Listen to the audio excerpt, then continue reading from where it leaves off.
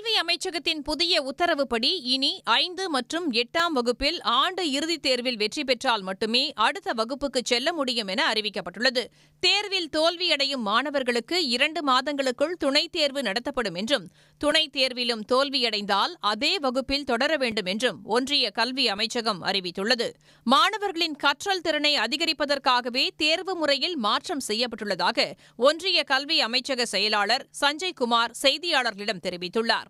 5 மற்றும் 8ஆம் வகுப்புகளுக்கான all pass முறை ரத்து செய்யப்பட்டுள்ளதற்கு கல்வியாளர்கள் கடும் எதிர்ப்பு தெரிவித்துள்ளனர். இதனால் மாணவர்களின் இடைநிற்றல் அதிகரிக்கும் என்றும் அவர்கள் அச்சம் தெரிவித்துள்ளனர்.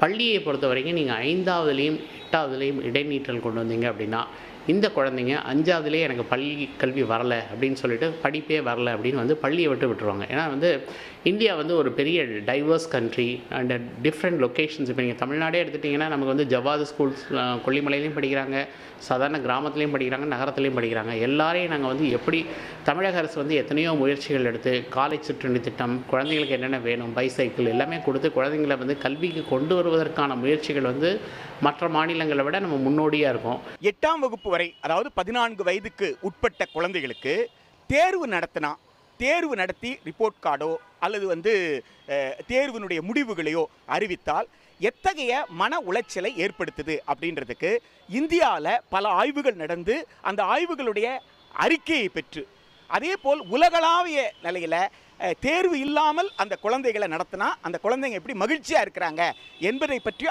ஆய்வுகளை எல்லாம் கணக்கில் எடுத்து தான் 8ஆம் வகுப்பு வரை தேர்ச்சி கூடாதுன்னு சொன்னோம். ஆனால் இன்றைக்கு நீங்கள் 5ஆம் வகுப்பு 8ஆம் வகுப்புக்கெல்லாம் நீங்கள் தேர்வு நடத்தலாம்னு சொன்னீங்கன்னா அப்படி நடத்துவதற்கு தர்க்க ரீதியாக எந்த ஆய்வும் நடக்கலை. தமிழ்நாடு பார்த்தீங்கன்னா கண்டிப்பாக எஜுகேஷனில் மிகவும் பாராட்ட வேண்டிய விஷயம். அதாவது ஆல்மோஸ்ட் 6% ஆஃப் பாப்புலேஷன் தமிழ்நாட்டில் இருக்குது. 6% of total number of colleges in India அது தமிழ்நாடு. அப்போது 6% இந்திய பாப்புலேஷனில் 6% கல்லூரிகள் தமிழ்நாட்டில் இருக்குது. அடுத்தது டாப் 100 காலேஜஸில் பார்த்தீங்கன்னா ஆல்மோஸ்ட் 20%க்கு மேலே டாப் காலேஜஸ் தமிழ்நாட்டில் இருக்குது. அப்படி இருக்கும்போது நம்முடைய சிஸ்டம் கரெக்டாக தான் இருக்குது. ஹையர் எஜுகேஷன் ரேஷியோவும் நல்லா இருக்குது. நம்மளுடைய மாணவர்கள் இன்றைக்கி உயர்கல்வியில் போகிறதுக்கு ஆர்வமாக இருக்காங்க. 80% லிட்ரஸி. அப்போது இப்படி ஒரு நல்ல சிஸ்டம் இருக்கும்போது ஏன் ஒரு புது சிஸ்டத்தை கொண்டு குழப்பத்தை ஏற்படுத்தணும்? இதனிடையே 5 மற்றும் 8ஆம் வகுப்புகளுக்கான ஆல் பாஸ் முறை ரத்து ஒன்றிய அரசு நிர்வகிக்கும் 3000 பள்ளிகளுக்கு மட்டும் பொருந்தும் என ஒன்றிய கல்வி அமைச்சகத்தின் உயர் அதிகாரிகள் தெரிவித்துள்ளனர். இந்த நடைமுறை கேந்திரிய வித்யாலயா, நவோதயா, சைனிக் பள்ளிகளுக்கு பொருந்தும் என்றும் அவர்கள் அறிவித்துள்ளனர். உடனுக்குடன் செய்திகளை தெரிந்து கொள்ள சன் நியூஸ் பெல் ஐகானை கிளிக் பண்ணுங்க.